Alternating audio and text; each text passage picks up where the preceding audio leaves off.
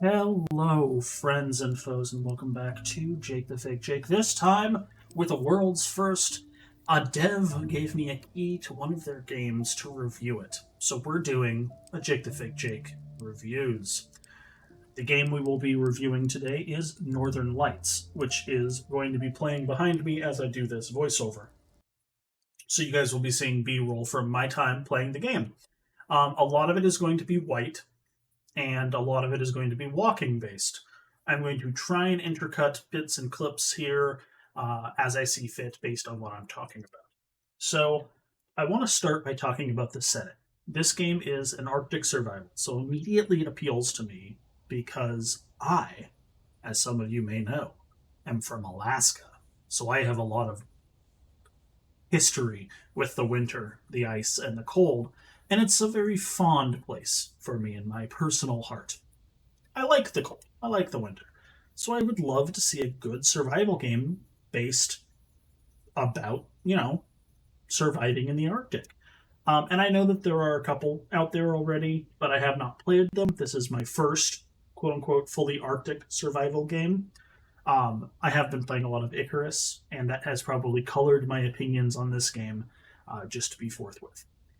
Icarus is another survival game. It has Arctic survival in it, as well as desert survival and normal survival.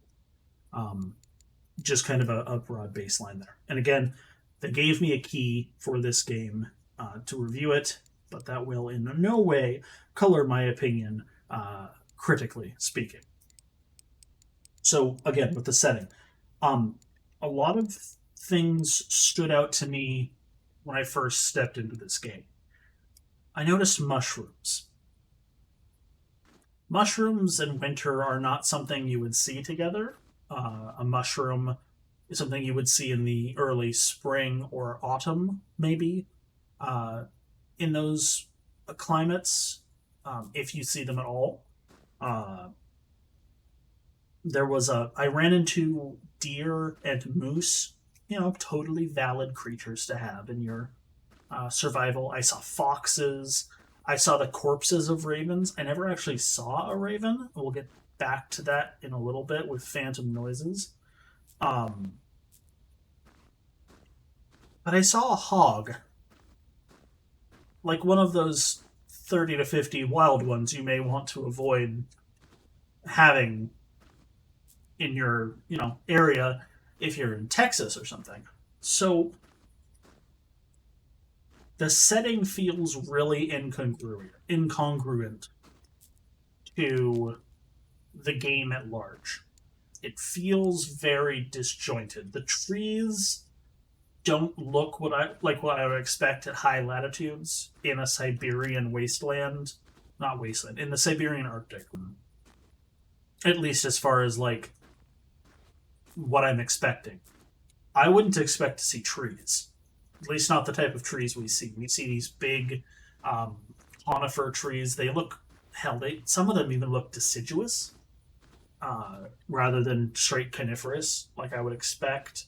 Um, Again, we see wildlife that we wouldn't expect to see there. Um, there's a lot of just like the way that the game presents some of its harvesting mechanics. It shows you like, oh, you can pick up the mushrooms, or you can get the flora, um, the fauna, flora, the plants. You can get the plants from alongside the ground, and it's very.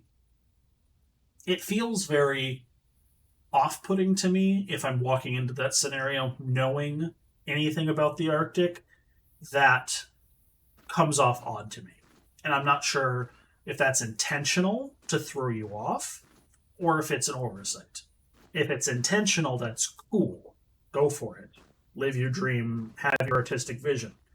But if it's not intentional, it feels a bit lacking on the research for a survival game. Um, Moving from the setting, we move into crafting, and the crafting is a little weird.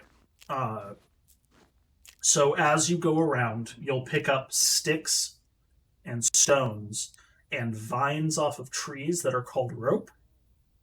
Sure, I guess you could get a vine off of a tree, but again, Not in the Arctic, you couldn't. If you're looking for ropes, you're going to have to find man-made ones, or you're going to have to make some out of like small bushes and fibers or leather. You're not going to be making ropes from vines that you find on trees because there's no vines in the Arctic. It's just not really a thing. You could use roots maybe, but if it's winter, the ground's frozen. You're not going to get a lot of roots out of anything. Um, Again, just not congruous. The crafting system itself it's fine. It looks like they took it out of. It looks like they took a page out of the forest and decided that they were going to use that same kind of handbook style. Except in the forest, where you have a bunch of different recipes and it shows you how to make them. This gives you a couple basic recipes and expects you to unlock more as you find ingredients. It also doesn't have a way of identifying plants and animals. And so, like, you could collect a mushroom and have no idea what it does. And you're just supposed to figure it out Skyrim style, or Elder Scrolls style, to be more specific. That feels very odd to me personally. If I have a handbook and I'm out surviving somewhere, the handbook would be something that I would be given or have taken with me as a survival guide, essentially. That's what it feels like. But again, that comes out, and there's just great gaps of knowledge contained within it where I can know how to make a stick spear, a stone spear, a knife, a hatchet, that sort of thing. But I can't craft rope. Again, I think you should be able to craft rope out of something around you. If you're going to have a survival game that requires rope in all of your bloody crafting recipes, you should probably have some way to craft that and have that be an early crafting recipe that you get. You get the ability to create sticks from firewood, but that's not obvious. And that comes into another thing I have an issue with. A lot of the game that I played is obfuscated behind a black wall of find it out yourself. It's like being blindfolded in the dark with nothing but a book that you can't read because there's no light. You have to figure out how to make a candle and a lighter before you can read the book, and the book tells you that you can make a knife if you find a stick and some rock. Like, okay, great, yay. So that's another thing. I can see the bones of a game that could be really good here. I really do. But there's a lot standing in the way of what it could be. And we're going to get to the gameplay issues in a second. I just want to hang on the crafting a little bit more. Again, with the crafting, there's just... It feels very disproportionate. For instance, I killed a bear on the ice with a spear. I got some bones, a bear pelt, and 2 meat out of it. There's a lot more to a bear than 2 pieces of meat. And I get from a balancing issue, maybe you want a bear to only last you a day. Okay, sure, fine. From a gameplay balance perspective, maybe that's okay. But why didn't I get fat? Why am I not able to use the bear pelt to create rope or just like use it as warm clothing or something immediately? No, I didn't unlock any recipes once I crafted that bear or once I skinned the bear. I just carried around its pelt because that's what I had. I made a campfire to cook the bear on, and it took me 2 trees to make a small fire. Because when you walk, you don't act in like a forest or an Icarus harvesting style where you actively attack the tree and then it collapses. You walk up to the tree with a tool and you interact with it via a key press. And then an animation happens an invisible progress bar happens, and you get a log. A single log from an entire tree that's like 35, 40 feet tall. Then you drop the log on the ground, and you right click on it and harvest it, and you get a couple of planks and some firewood, maybe 4 to 6 firewood, maybe a plank, maybe a couple of sticks if you're lucky on the RNG roll. And this just, it feels bad. Like, I just cut down a tree. I should have enough wood to build a fire for however long I need, for like an entire like day, you would expect, right? And you don't. You get enough firewood to convert into sticks that you can build half a fire, half a small fire, not even a campfire, nothing with stones even. It's just a small pile of sticks that burn. It feels bad. That's what it feels like. It feels bad. And this comes down to a lot of the guidance issues. There is no guidance in the game. And the game makes reference to story. The game makes reference via an insanity mechanic that you've got this guy in your head talking, telling you that you will never leave. You see phantom wolves and weird stuff like that. But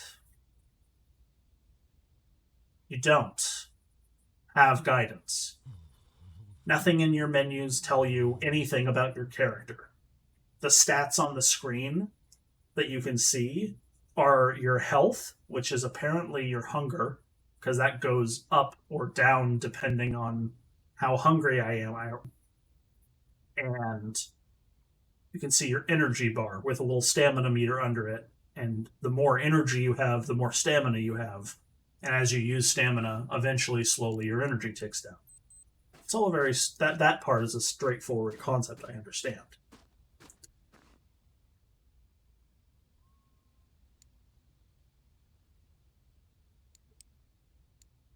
So you're not getting feedback and you're not getting guidance, but the game references a story.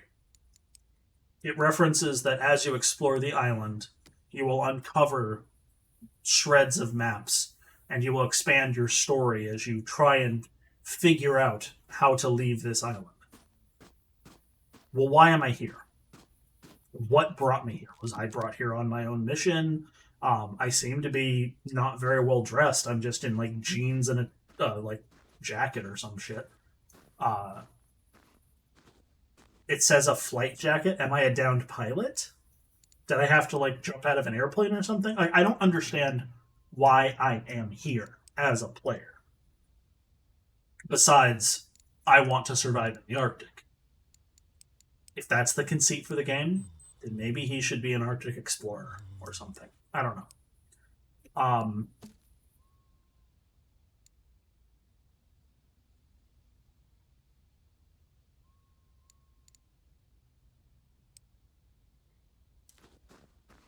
Coming to some sounds like, man,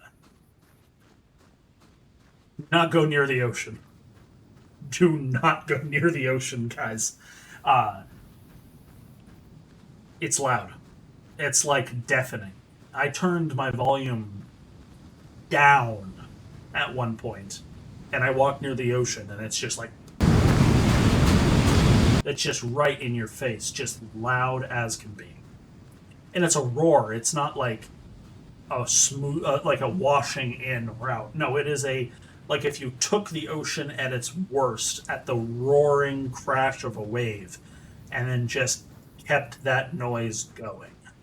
It almost sounds like a white noise generator, but like organified to be a little bit more like oceanic. Something I would like to see fit, or some other things. Something else to keep in mind is that there is a very large discrepancy between reward and punishment. I kind of already touched this. You are punished for staying in a cabin.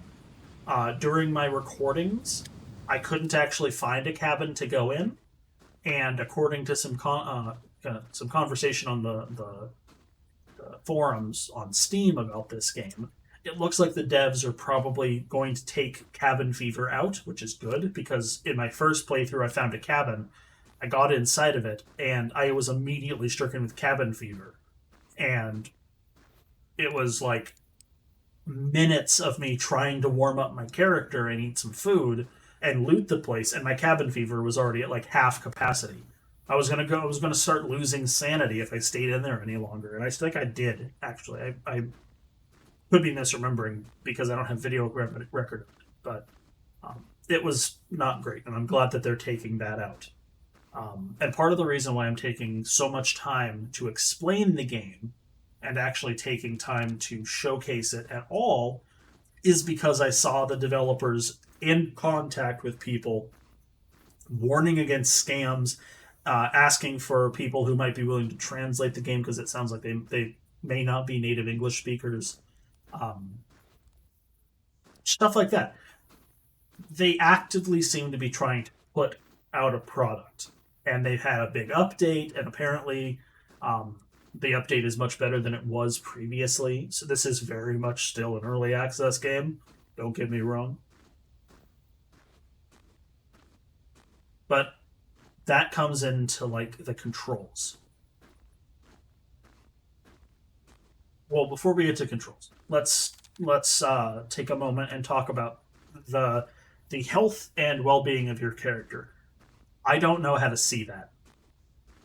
According to the options menu, it's tab, but tab takes you to your inventory, and there are no stats on your inventory except your clothing statistics that you're wearing, and then the different inventory tabs. On your map, there is no status updates. On your crafting menu, there are no statuses that I saw. I could have just missed them, but when your control menu tells you to press tab to see your stats, I expect to press tab to see my stats, but I don't. I can see the progresses of afflictions, we'll call them, so like food poisoning, hypothermia, burns, infection risk, that sort of stuff. If I press Q, but only while they're actually happening, and they're not updated while that menu is being held up. So at one point, I was tracking hypothermia risk, and I had to spam the Q button to see the progress creep up because I couldn't just hold Q and watch it. That sort of thing either needs to be up all the time or be able to be pressed and see the real time update because that without that real time information I can't make an informed decision about how best to try and survive in the situation. I know I have hypothermia risk, but I just noticed I have it. Oh, it's up 1/4 of my bar. Okay, well that's probably fine. Check back 10 seconds later, it's halfway up my bar or something. Oh, now it's a much bigger problem. I should be able to see how fast that goes rather than having it be a static object. Um, the only time I ever saw my hunger and thirst and insanity meters were while I was asleep. And they drain very quickly while you're asleep. I'll tell you that much. Uh, your food and water drop dramatically anytime you're not, uh, anytime you're sleeping, anytime time is passing quickly. It just gone, just fast drain. That feels bad. Again, it feels bad to play that when it's that fast of a drop. It's like, okay, I just finished eating a few minutes ago. I have just gotten water. I'm gonna lay down in bed next to a campfire, and 4 hours go by, and my character is out of water and thirsty, or out of water and hungry, and very low energy still because they haven't had time to rest. So there is very low feedback. There is no guidance, and there's no story that I could tell. The reward or punishment are things that I could really need to feel more of. The bugs in the game, I'm going to give them a pass on because it's early access. Like they can fix them. They seem to be. requesting bug fixes constantly. Uh, they're every time you die in the game, it's like, do you think this was a bug? Let us know. There's a report a bug in the menu. There's a thread request for bug problems and stuff, all in their discussions page. Basic walking though feels like walking through jelly. I'll probably put the clip somewhere around here. Pressing W now. Stopping now. And as you can see, when I press W, it takes a good long while for any actual walking to start happening. And then again, once you release it, it stops. Um, and it's sloppy. It doesn't feel good to play. It feels bad, man. That's another one of those just bad feels times. So what could I think that they could improve? They stand to improve a lot. And I think if they make improvements going forward, this game has the chance to be good. So first and foremost, let's talk about the introduction to the game, the story. Why are you here? What's going on? What led you to be abandoned on this island? And why do I want to get off? Um, does my character have a history of mental illness? Is that why there is a insanity feature at all? Is the insanity going to lead to a bigger revelation about the island itself? Is there some parents? Is there something paranormal going on here? Um, I don't know, and I'd love to know. I want the game to tell me things. I want to know what's going on with my character. I need better feedback. I can't make good decisions about what I'm doing if there is no feedback. So I need good notifications on status effects. I need to know if my character feels cold. Like, is my clothing warm enough? I don't know. I have a warm statistic, I assume, for clothing, but it's buried. I have to hover over the piece of clothing for it. I don't know if the clothing I'm wearing is sufficiently warm or how to get new clothing.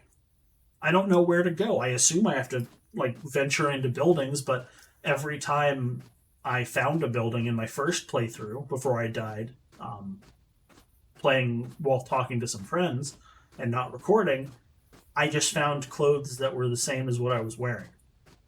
And so I harvested them for cloth, but I couldn't do anything with the cloth that would make my insulation better.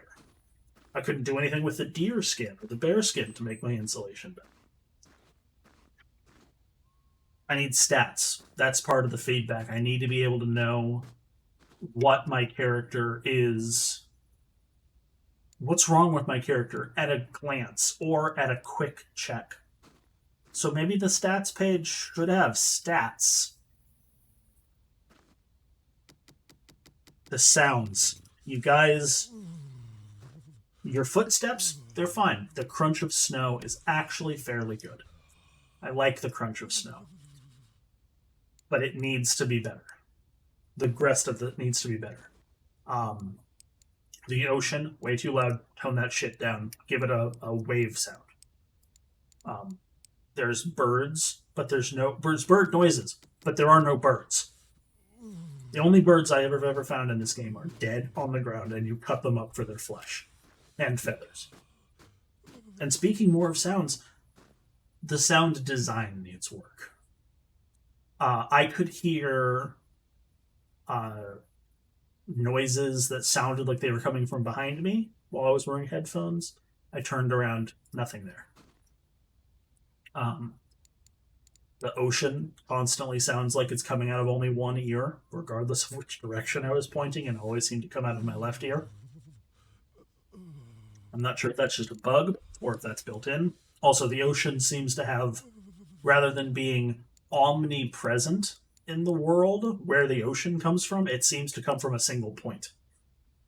So when you come close to it, it feels like it's coming from directly to the left of you or to the right of you, depending. Sometimes it didn't matter. It needs to feel more omnipresent from the direction of the ocean rather than just a single point somewhere off the coast. It's like you guys dropped a single speaker emitter out there and just have it blasting. Um, the man who was talking to me in my head while I went insane the one time was annoying. He wasn't spooky. So if you're going to have insanity in there, make it feel spooky. Because a guy saying, "You will not survive, you should just give up," doesn't feel spooky to me. It doesn't strike me as the type of thing that would be driven from insanity. Rather, maybe a whispered voice on the wind saying failure, or a haunting echo of a tree crashing or something that would be followed by the screams of a woman, or some like a screams of a man, some like the screams of the damned, somebody who's dying. That would be spooky. That would be something to do for insanity. And also, this comes to the wolves, guys. Glowing wolves that circle you. Okay, but it could be better. It could be a single shimmering light that catches your eye briefly out of the corner of the field of vision and then dips behind a rock, or like just drops into the ground. And so you're not sure if you saw it. And then have those increase in frequency as the sanity drops lower. I don't know, something just it feels very slapdash, the insanity mechanic, honestly. Um the map. I know you guys have they have the map, and you're supposed to collect fragments of it to fill out the map of the island. But you also have a map of the crude shape of the island. It's not a fog of war. So why not allow the player to automatically have filled in like landmarks? So, say for instance, I walk from the port on the south end of the island north. Why not have me be able to fill in the blank map with a crude drawing of like river here, road there, mountain peaks over here, just like landscape markers, so that you can so even without having found the scraps of map, you can still uncover the map itself and be able to identify places that you've already been with or without having that refined map that you paste over top of it, having filled in the fragments.